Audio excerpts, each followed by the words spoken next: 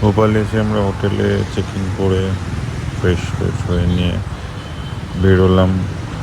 এটা খুব পপুলার খাওয়া দাওয়ার জায়গা আছে সেটার উদ্দেশ্যে।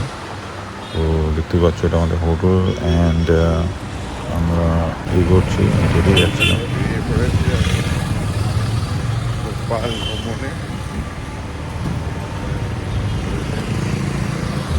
রাস্তাঘাট ওয়েদারটা খুবই সুন্দর, ঠান্ডা ঠান্ডা ছিল অ্যান্ড রোদ্দুরও কম, দেখতেই পাচ্ছ। তো চারপাশটা ঘুরতে ঘুরতে আমরা হোটেলের এখানে যে ব্রেকফাস্ট করবো খুব পপুলার সেই জায়গাটায় পৌঁছে গেছি।